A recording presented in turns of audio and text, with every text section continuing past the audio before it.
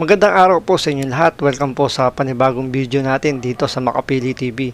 Ngayon isang magandang tanong galing sa isang netizen ang sasagutin ni Banat Bay at ni Sas Ruganda Sasot tungkol dito sa pinaglalaban ng West Philippines yung sabihin natin yung sa may Bao de Masinloc yata to. Basta yung traditional fishing ground dito sa may West Philippines kasama ng China. May magandang tanong dito yung isang netizen. Panoorin natin kung ano yung magiging sagot dito nila Banat Bay. Yes, pasagot natin ito. Nawala na naman si Mrs. Mrs., how are you? Where are you? Wala na naman. Hindi, alam mo, maganda yung sinabi niya, ha? Kaya nga, kaya kailangan talaga natin ng isang eksperto pagdating po sa ganito, di ba? Sabi niya nga, meron namang tayong ibang pinangingisdaan sa Papua New Guinea na kung saan meron tayong parang trade agreement with them. Actually, dati naman tayo may trade agreement with China. Ang problema lang, nung panahon daw ni Pinoy, nagkalabuan. Okay? Yan na. Hello.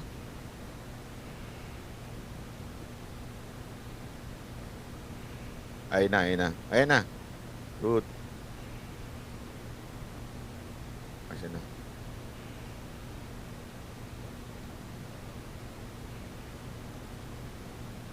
Are you there? Mukhang di makapasok si Sas, ah. Mukhang niyayari, ah. Di kaya hinaharang ng China o ng Amerika? Wait lang natin Yung iba galit na galit, bakit ba hindi naman pinagtatanggulo ang China? Tama they're just talking what will gonna happen, sabi ng isa. Panahon ni PRRD, hindi naman ata magulo ng ganyan. Correct. Hindi, kasi nga sinasabi ni Sas, paulit-ulit niya sinasabi, it's just a matter of yung parang chess. Ano ina-expect mo? May ginawa tayo, siyempre magre-retaliate yung isa.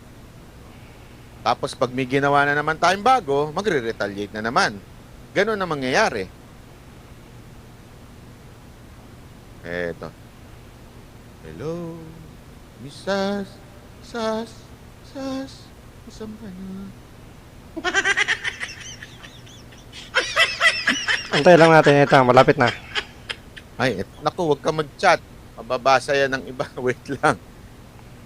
Nakikita kita. Sabi niya. Hindi kita nakikita. Yung internet mo. Ayan, yung audio mo. Asang lupalop ka ba? Gumagamit ka ba ng VPN?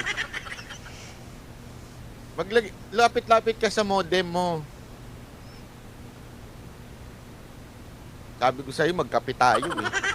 Puntahan kita sa China.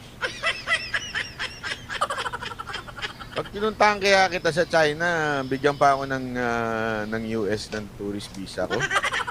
Saan ka huling nagpunta? Sa China.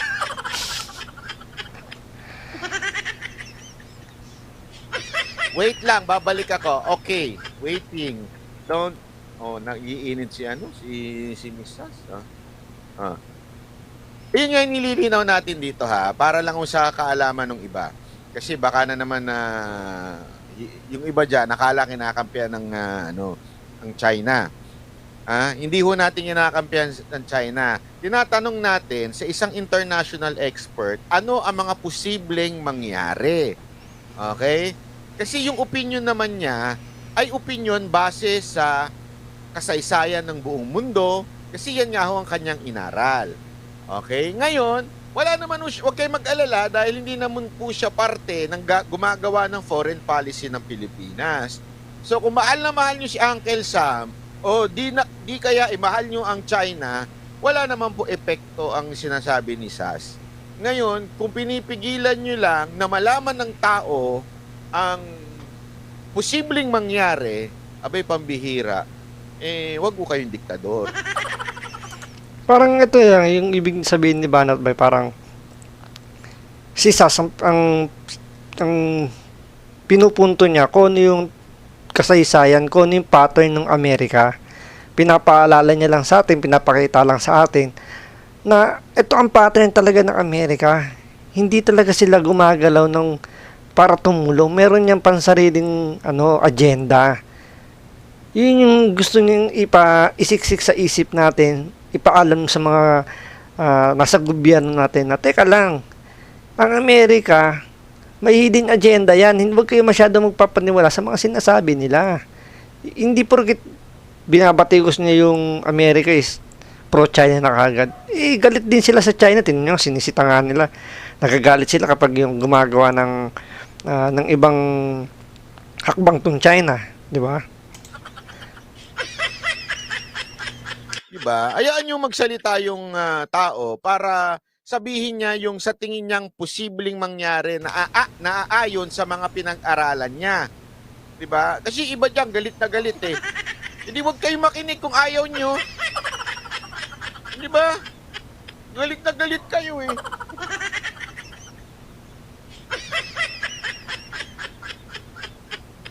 Oh, eto na. Oh, eto. Antayin-tayo lang natin. Kumuha siguro na nagbayad lang ng internet si Sas.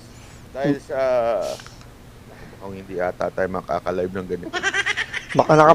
Baka nag-load. Nawala Gusto ng kasi load. nila, sila lang ang may opinion. Oo nga eh. Alam mo, ako, sa totoo lang, wala naman akong pakialam. Hindi naman sa walang pakialam, pero syempre, iba naman yung aking, lalong-lalo na sa Banat by Live eh. Kahapon nga, nakalagay yan sa aking isa sa mga dapat ko i-discuss. Hindi ko muna diniscuss dahil nga, gusto ko munang alamin kung ano yung mga kwento tungkol dito. Lalong-lalo na kay Sas. Ang hirap pa naman interview ni Sas. Busy. Ay, maraming salamat, Lynn Tamori. Arigato gozaimasu. Diba? Hindi kasi alam mo, minsan, ito eh, komplikadong bagay. Napaka-komplikadong bagay ho nito dahil maaaring gumatong tayo sa away na hindi naman dapat. 'Di ba? O ayan na. Ang dali. O ayan. As, are you there? Napanood niyo yung road rage? Na huling road rage na nireact ko? Alam mo, isa sa nagpa-escalate doon sa usapan na yon, yung mga amuyong. Tanggalin mo yung amuyong doon. Yung, kunwari, pinipigilan, pero sa totoo lang, mas lalong tumatapang, pinipigilan. Huwag kasi tayong amuyong na, hindi, ilalaban tayo, inaapi tayo eh. O, eto na, si Tita Ed, maraming salamat. Ay, nako, ay, mali. O, eto. Ayan. Thank you, Tita Ed V. From Australia. Tama ba? Australia ba yan? Wala pa! Sas, wala pa! Huwag ka dyan mag-chat.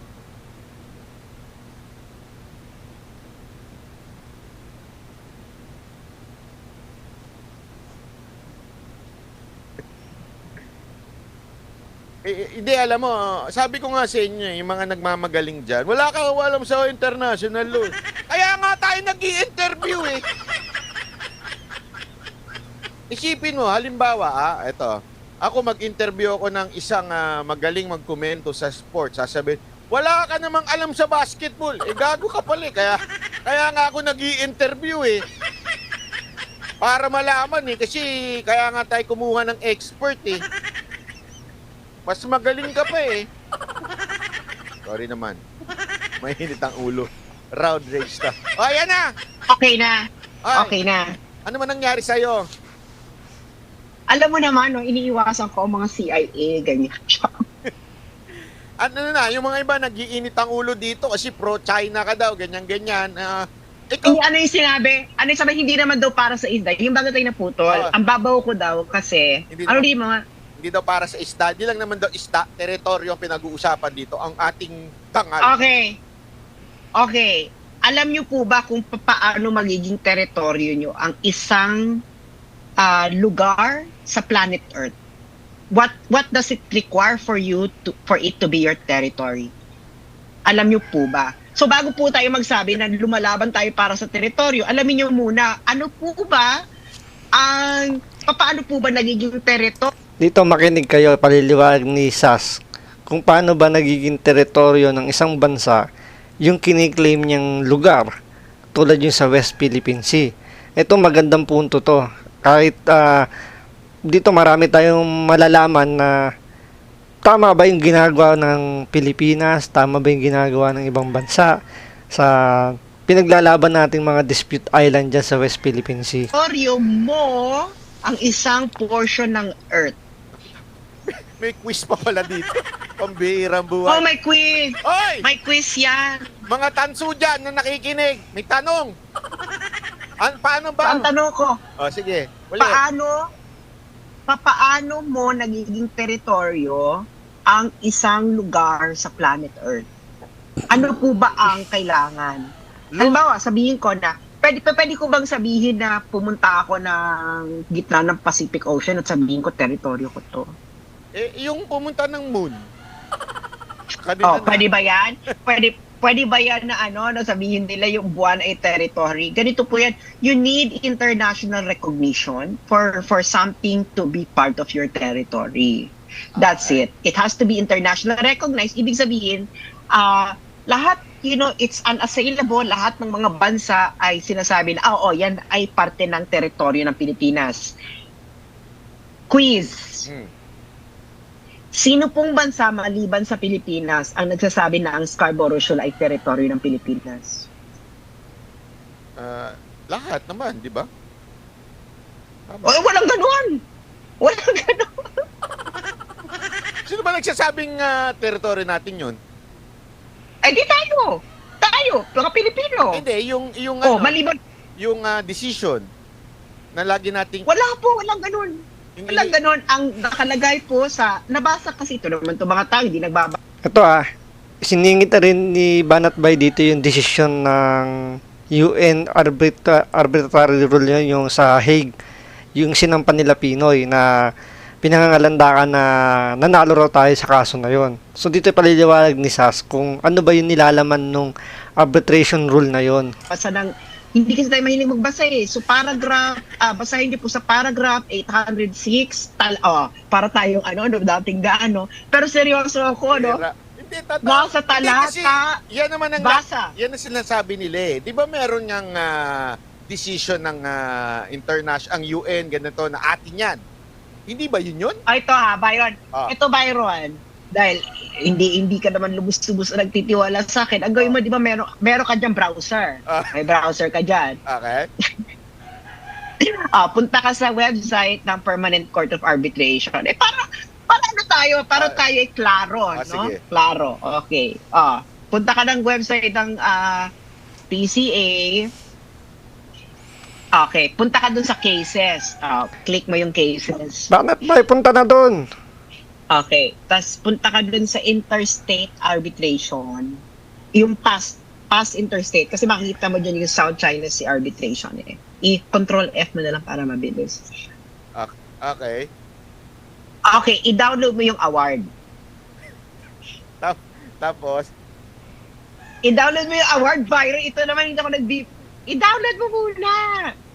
ulitin nga natin. Akala ko hindi seryoso. Sige. Byron. Alam kong Byron, hindi ka nagtitiwala sa akin So, kailangan Byron makita ng dalawang mata mo, no? Dalawang mata mo. Punta ka na website ng Permanent Court of Arbitration, PCA lang PCA. Akala ni Banat Bay nagbibiro si Sas dito O yung mga nakikinig puntahan nyo yung website ng Permanent Court of Arbitration. Okay, nandito na ako. Pasok. Okay, punta ka sa cases. Birang haba. Cases. Ano yung... Punta ka dun sa interstate arbitration. Basta past interstate arbitration. Merong arrow yan, tapos ano mo. Ano ba? Ito ba yung PCA arbitration rules? Hindi ba yun? Yeah. Meron dyan, nakita mo na. Nasa South China Sea arbitration ka na ba na page?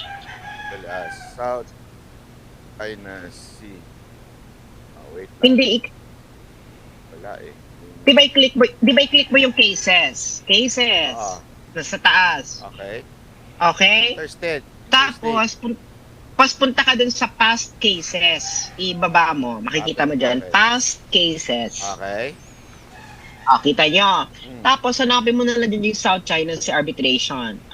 Ano yan? 2013-19. Ayan. 2013. Kita mo. Dali, ang dami nito eh. 2000, hindi interstate eh.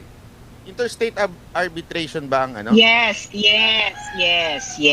Tingnan mo yung 2013-19. The South China Sea. Okay. Click mo yan. Ah. Sana yung mga nanonood din sa'yo, ginagawa yan, no? Tapos, punta ka doon sa award. Award Yeah. for or Doon tayo sa award. Okay. I-click mo i-download mo yung award. Okay. Na-download mo na. Pasa. Ito na. Ano dito? Okay. Ngayon, puntahan mo yung paragraph 805. Banat bay, basa. Nasa page 315 yan. Or 337 pag PDF The page. protection of traditional fishing. Yun ba yun?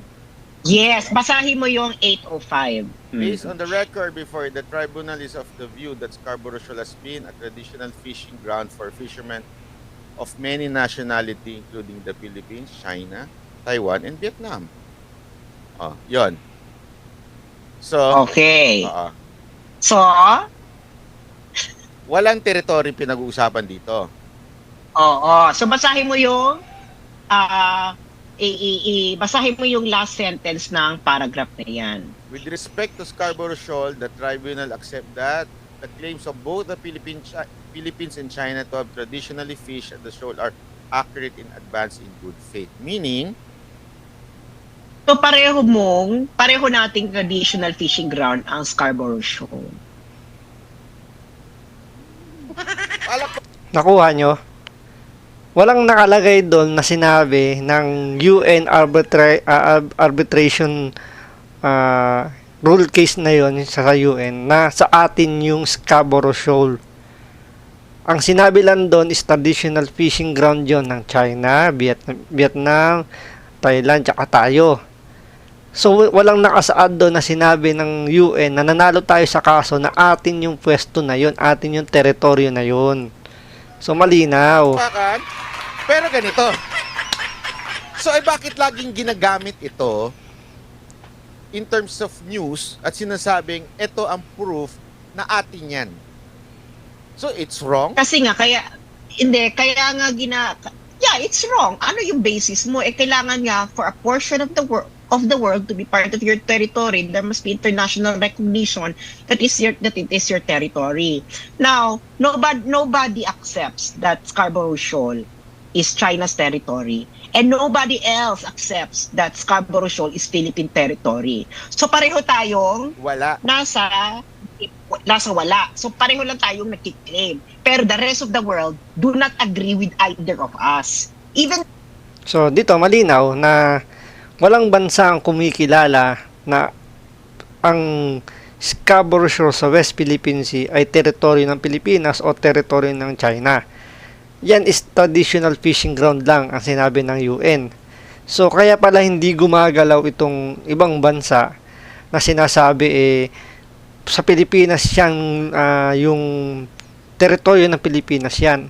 Ang sinasabi lang ngayon dito ng mga ibang bansa, yung panghaharas lang ng mga Chinese Coast Guard sa mga fisherman natin na yun nga yung hinaharangan, binobomba ng tubig.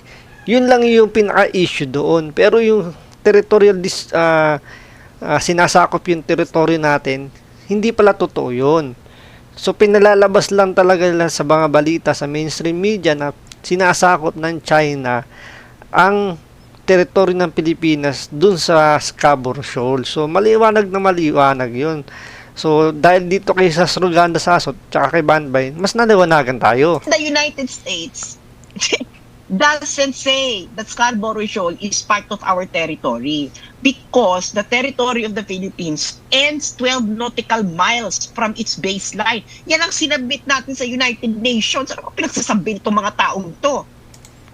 So yun, maliwanag na hindi talaga inaward ng UN na ang Scarborough Shoal sa West Philippine Sea ay teritoryo ng Pilipinas. Hindi rin teritoryo ng China. Ito ay traditional fishing ground lang. So, dahil sa kanila, mas naliwanagan tayo na hindi ipinaliliwanag ng gobyerno natin at ng mga mainstream media. So, maraming salamat sa inyong dalawa at naliwanagan po kami. So, maraming salamat.